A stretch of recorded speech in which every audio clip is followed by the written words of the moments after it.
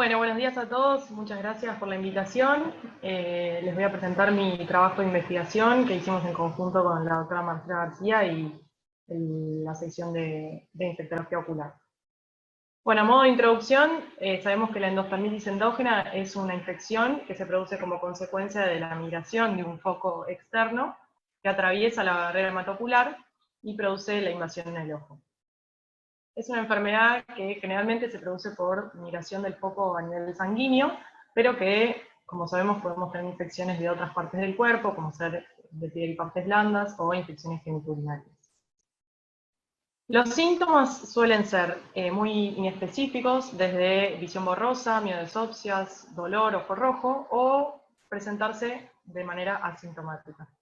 Con respecto al diagnóstico, debemos tener un examen oftalmológico completo, que no debe dejar de incluir el fondo de ojo, debido a que la retina, la coroides y el cuerpo ciliar son los principales focos de compromiso debido a su gran aporte vascular.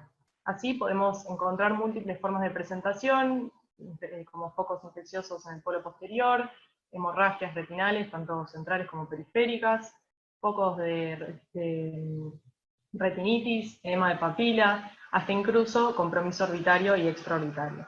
Obviamente el diagnóstico debe estar complementado por un análisis microbiológico, ya sea de sangre, orina, líquido cefalorraquídeo, o en casos de que sea necesario se pueden tomar muestras a nivel ocular. El tratamiento generalmente es únicamente sistémico con el antimicrobiano correspondiente, pero en muchos casos puede estar complementado con tratamientos oftalmológicos.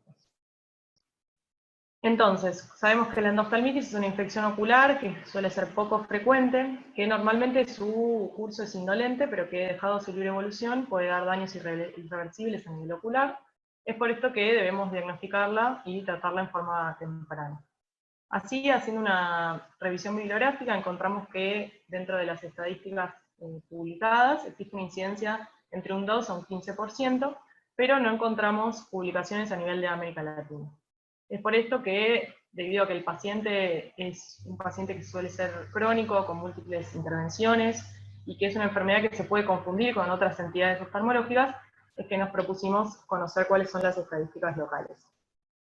Así, nuestro objetivo primario fue estimar la incidencia de endoftalmitis endógena en pacientes con bacteriemia, fungemia, fiebre prolongada de origen desconocido, o sepsis, que estuvieran internados en el Hospital Italiano de Buenos Aires. Y a nivel secundario nos propusimos determinar los factores de riesgo asociados, la presencia de la localización del foco extraocular, los signos clínicos oculares, los microorganismos aislados, el tipo de tratamiento, su forma de evolución y resolución. Planteamos un diseño, una cohorte observacional de tipo retrospectivo en los pacientes internados tanto en el Hospital Italiano del Central como San Justo por un periodo de 5 años. Los criterios de inclusión que tuvimos en cuenta fueron la presencia de bacteriemia, fungemia, sepsis, fiebre prolongada, endoftalmitis endógena y un examen oftalmológico completo. Y excluimos a aquellos pacientes que tuvieran una endoftalmitis de tipo exógena, cirugías intraoculares o traumas recientes dentro del último año, antecedentes de uveitis previa de otra causa y la ausencia de fondo de ojo debido a que sin él no podíamos establecer un diagnóstico. Así, el hospital nos proporcionó una base de datos de 4.460 pacientes y realizamos la aleatorización de los mismos para poder realizar la revisación de las historias clínicas. Revisamos 1.000 historias clínicas, de las cuales 713 pacientes fueron excluidos por no cumplir los criterios de inclusión, y de los 287 incluidos, 10 resultaron positivos para la enfermedad. Es así que determinamos una incidencia de 3,5%. Analizando las características epidemiológicas de los pacientes comprometidos, encontramos que el 50% eran mujeres y el 50% eran hombres, y el rango de edades era bastante amplio, entre 8 a 85 años, sin existir una edad promedio o una edad más característica. Con respecto a los factores de riesgo, analizamos aquellos que ya estaban descritos en otras bibliografías, y encontramos principalmente asociaciones con cirugías recientes, no oculares obviamente, dentro del último año de estudio, diálisis y en menor medida uso crónico de corticoides, medicación inmunosupresora, malignidad hematológica y la diabetes. No encontramos asociación con uso de nutrición parenteral, alcoholismo o usuarios de drogas endovenosas.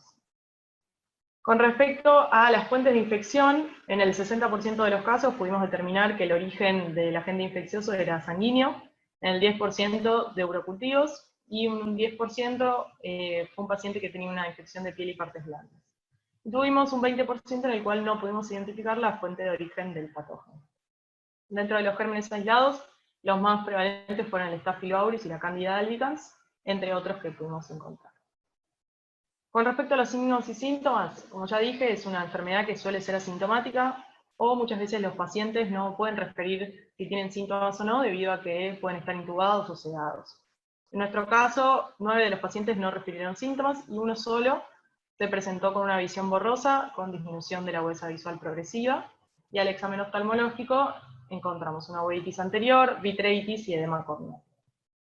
Con respecto a los hallazgos en el fondo de ojos, lo más frecuente fue encontrar exudados en el polo posterior, hemorragias periféricas, y en algunos pacientes pudimos determinar manchas de roto.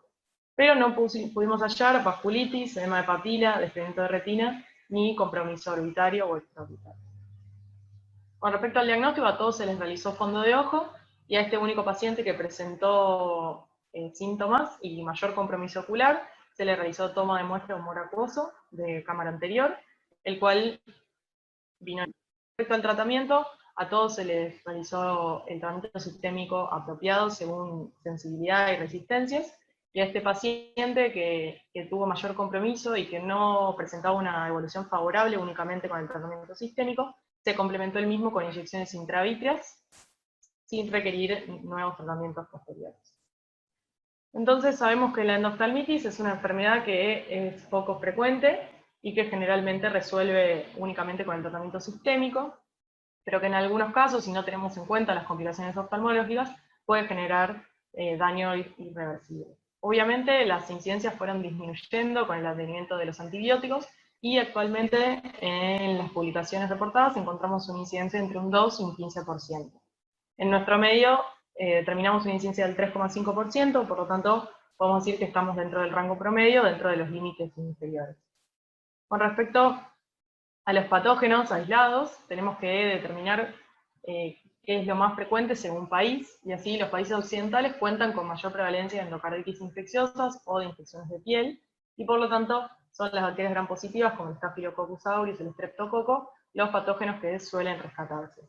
A diferencia de países asiáticos, donde las infecciones hepatobiliares son las que toman mayor prevalencia, y entonces las bacterias gram negativas son las que predominan. Por ejemplo, la Klebsiella. En nuestro país, parecido a los países occidentales, tenemos mayor prevalencia de endocarditis infecciosa, y en nuestro estudio determinamos que el Staphylococcus aureus fue el germen más aislado, con un rescate de un 19,5% dentro de los pacientes incluidos, y de ellos 2 dieron positivos para endoftalmitis. Con respecto a los hongos, Estados Unidos es un país con una alta incidencia de fungemia, entre un 27 y un 67%, relacionado ampliamente con el uso de drogas endovenosas o las infecciones asociadas a catéteres. Nosotros, en nuestro medio, obtuvimos que la Candida albicans fue el hongo más aislado, en un 5,9%, pero tenemos una población con un bajo uso de drogas endovenosas, por lo tanto no pudimos establecer una asociación en esta característica. Y con respecto a los factores de riesgo, estableciendo una comparación con esta serie de casos estudiada por Jackson y colaboradores, determinaron que la diabetes fue el factor de riesgo más prevalente dentro de sus pacientes. En un segundo lugar, los usuarios de drogas endovenosas, y en menor medida la patología hematológica de malignidad. En nuestra revisión, también la diabetes fue el factor de riesgo más prevalente, en un 18,8% de los pacientes incluidos. De ellos 2 presentaron endoftalmitis. Como ya mencioné, tenemos baja proporción de drogas endovenosas y ninguno de ellos desarrolló la enfermedad. Y resulta interesante ver que a pesar de tener una baja proporción de historia de malignidad, un 0,11%, 2 de ellos pacientes presentaron la enfermedad. Con respecto a las limitaciones que se me presentaron a la hora de realizar este estudio, principalmente el hecho de ser un estudio retrospectivo hizo que el análisis de varias variables haya sido difícil recabar la información, debido a que no es algo que estuviera ya protocolizado. En segundo lugar, es una patología de baja incidencia, como ya pudimos ver, a pesar de haber realizado muchas historias clínicas, fue bajo el número de pacientes que pudimos determinar, y esto hace que el análisis de los resultados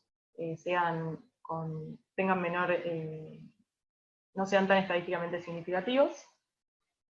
Obviamente existen diferencias entre los observadores a la hora de la realización del examen oftalmológico, y el hecho de ser un único centro de referencia hace que no tenga tanta validez externa. Sin embargo, creo que esto nos da un beneficio debido a que nuestro hospital tiene una historia clínica única y organizada, en la cual todos los médicos que ven al paciente vuelcan la información en el mismo lugar, por lo tanto, recolectar los datos es más sencillo.